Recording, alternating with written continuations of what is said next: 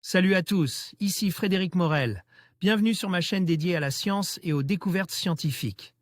Si vous êtes passionné par l'exploration de notre univers et les avancées scientifiques, pensez à vous abonner. Aujourd'hui, on plonge dans un sujet fascinant qui repousse les limites de notre compréhension. Allons-y. Bonjour à tous et bienvenue sur ma chaîne. Aujourd'hui, je vais vous parler d'un phénomène fascinant, la création d'une nébuleuse à la suite d'une collision d'étoiles. Vous allez découvrir comment ces événements cataclysmiques dans l'univers peuvent donner naissance à des structures magnifiques et complexes.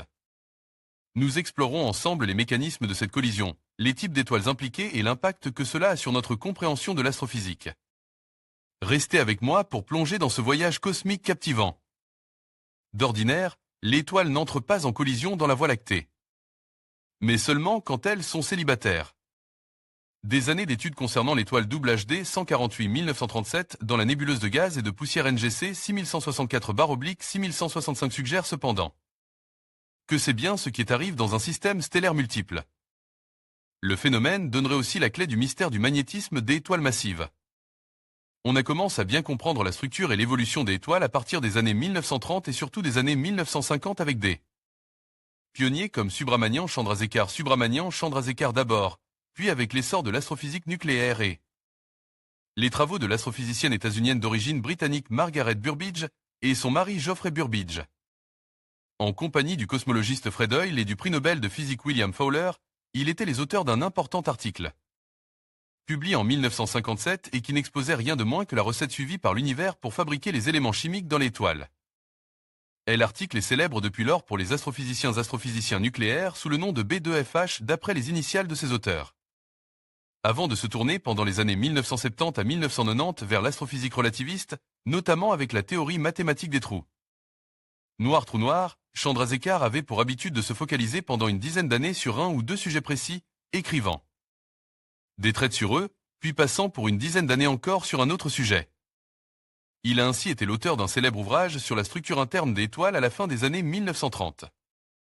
Comme la description des phénomènes solaires et stellaires nécessitait de prendre en compte des champs magnétiques et de la matière ionisée, Chandra avait également exploré au cours des années 1950 l'astrophysique des plasmas et de la magnétohydrodynamique. Le prix Nobel de physique indien Subrahmanyan Chandrasekhar a été un pionnier de la théorie des étoiles relativistes dans les années 1960 et de celle des trous noirs dans les années 1970. Pour obtenir une traduction en français assez fidèle, cliquez sur le rectangle blanc en bas à droite. Les sous-titres en anglais devraient alors apparaître. Cliquez ensuite sur l'écrou à droite du rectangle, puis sur Sous-titres, et enfin sur Traduire automatiquement. Choisissez Français. NDTV, une étoile double enigmatique. Les astrophysiciens actuels continuent toujours d'utiliser les outils Forge il y a donc plus de 60 ans pour investiguer les mystères du monde des étoiles. Aujourd'hui, ils font état d'une énigme qu'ils ont rencontrée en observant HD 148-1937, située à environ 3800 années-lumière année. Lumière du Soleil, dans la direction de la constellation de la Règle. Pour la petite histoire, elle fut créée par l'astronome Nicolas Louis de Lacaille en 1752 afin de remplir les derniers pans vierges du ciel austral.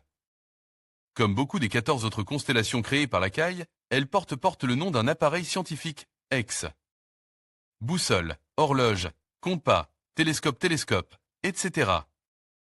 HD 148-1937 est une étoile double, comme la majorité des étoiles de la Voie lactée. La binaire est composée de deux étoiles beaucoup plus massives que le Soleil et entourée d'une magnifique nébuleuse. Comme l'explique un communiqué de l'Observatoire européen austral, ESO, au sujet de cette étoile, les travaux aujourd'hui publiés à son sujet sont basés sur 9 années de données provenant des instruments Pionnier et Gravity, tous deux installés sur le Very Large Télescope interférométrie Very Large Télescope interférométrie, VLTI, situé dans le désert d'Atacama au Chili. Ils ont également utilisé des données d'archives de l'instrument FERO à l'observatoire de la CIA de l'ESO. Le saviez-vous? Le catalogue Henri Drapé, HD, regroupe les données sur plus de 225 000 étoiles dont les magnitudes apparentes vont jusqu'à 9 environ. Établi au début du XXe siècle par l'astronome Annie Jump Cannon et ses collègues du Harvard College Observatory, il couvre presque toute la voûte céleste. Il tire son nom d'un pionnier de l'astrophotographie, qui fut le premier à obtenir un spectre stellaire, celui de Vega, en 1872. À sa mort, sa veuve avait financé la réalisation de ce catalogue, par la suite largement utilisée par les astronomes. Voilà pourquoi plusieurs étoiles de la Voie lactée étudiées pour leurs exoplanètes sont référencées par les lettres HD. Le communiqué contient également plusieurs commentaires des astronomes impliqués dans le travail d'étude, commentaires que nous reprenons. Abigail Frost, astronome à l'ESO au Chili et autrice principale de l'étude publiée aujourd'hui dans Science, explique ainsi que lors de mes recherches, j'ai été frappé par la particularité de ce système. Une nébuleuse entourant deux étoiles massives est une rareté, et cela nous donne l'impression que quelque chose de cool devait être produit dans ce système. Au fur et à mesure que nous examinions ces données, cette impression n'a fait que croître. Après une analyse détaillée, nous avons pu déterminer que l'étoile la plus massive semble beaucoup plus jeune que son compagnon, ce qui n'est pas logique puisqu'elles auraient dû se former en même temps. En effet, nous savons que l'étoile, qu'elle soit seule ou formant des systèmes doubles voire triples et même parfois triplement binaires, comme le prouve le cas d'Alcor et Mizar, se forment ensemble suite à l'effondrement et à la fragmentation d'un nuage moléculaire et poussiéreux, donnant un amas ouvert de jeunes étoiles. Cette image, prise avec le télescope de sondage du VLT hébergé à l'Observatoire du Paranal de l'ESO, montre la magnifique nébuleuse NGC 6164/6165, également connue sous le nom d'EF de Dragon. La nébuleuse est un nuage de gaz et de poussière entourant une paire d'étoiles appelée HD 148-1937. ESO, VFAS plus TIM. Acknowledgement. Qu'a eu une collision stellaire dans un système triple il y a 7500 ans? Or, il se trouve que l'étude de HD 148-1937 montre que l'une des étoiles est plus âgée que l'autre d'environ 1,5 million d'années. Pour ajouter à la confusion des chercheurs, la nébuleuse qui entoure les étoiles, connue sous le nom de NGC 6164/6165, est âgée de 7500 ans, soit des centaines de fois plus jeune que les deux étoiles. L'analyse spectrale a révélé la présence dans NGC 6164/6165 de très grandes quantités des azote-azote, de carbone-carbone et d'oxygène-oxygène. D'ordinaire, ce n'est pas ce que l'on trouve autour d'une étoile double sur la séquence principale. En fait, tout se passe comme si la nébuleuse était le produit d'une explosion stellaire récente ayant éjecté des noyaux se trouvant d'ordinaire à l'intérieur des étoiles massives dans des couches successives produites par la nucléosynthèse stellaire. Les astrophysiciens pensent avoir aujourd'hui une explication pour ces caractéristiques inhabituelles, une explication donnée dans le communiqué de l'ESO toujours, par Uxana, professeur à la KU Leuven, en Belgique, et principal responsable des observations. Nous pensons que ce système avait au moins 3 étoiles à l'origine. 2 d'entre elles devaient être proches à un moment donné de elles orbite, tandis qu'une autre étoile était beaucoup plus éloignée. Les 2 étoiles internes ont fusionné de manière violente, créant une étoile magnétique et rejetant de la matière, ce qui a donné naissance à la nébuleuse.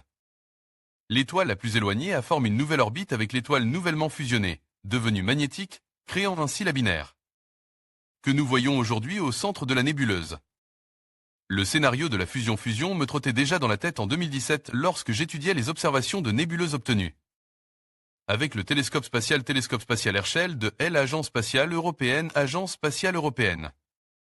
La découverte d'une différence d'âge entre les étoiles suggère que ce scénario est le plus plausible, et ce n'est qu'avec les nouvelles données de l'ESO qu'il a été possible de le démontrer, ajoute le co-auteur Laurent Mailly, actuellement chercheur senior à l'Observatoire royal de Belgique. 9 années de données provenant du Very Large Telescope Interferométrie, VLTI, de l'ESO et d'autres télescopes ont révélé le passe mystérieux d'une paire d'étoiles inhabituelles. Cette vidéo résumait la découverte. Pour obtenir une traduction en français assez fidèle, cliquez sur le rectangle blanc en bas à droite. Les sous-titres en anglais devraient alors apparaître. Cliquez ensuite sur l'écrou à droite du rectangle, puis sur Sous-titres, et enfin sur Traduire automatiquement. Choisissez Français. ESO des étoiles magnétisées par une collision?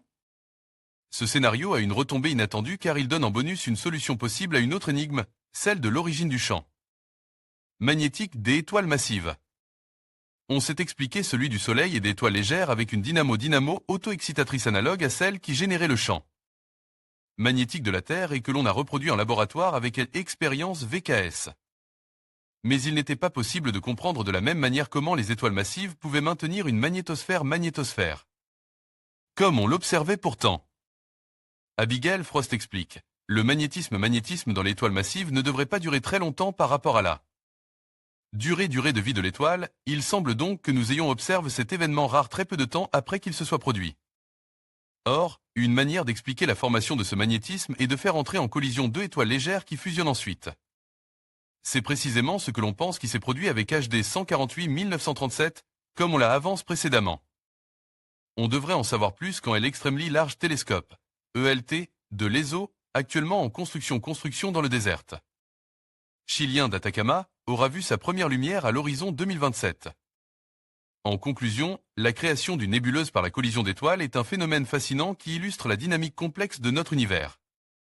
Ces événements spectaculaires non seulement enrichissent notre compréhension de la formation des étoiles et des systèmes planétaires, mais ils nous rappellent également la beauté et la puissance des forces cosmiques.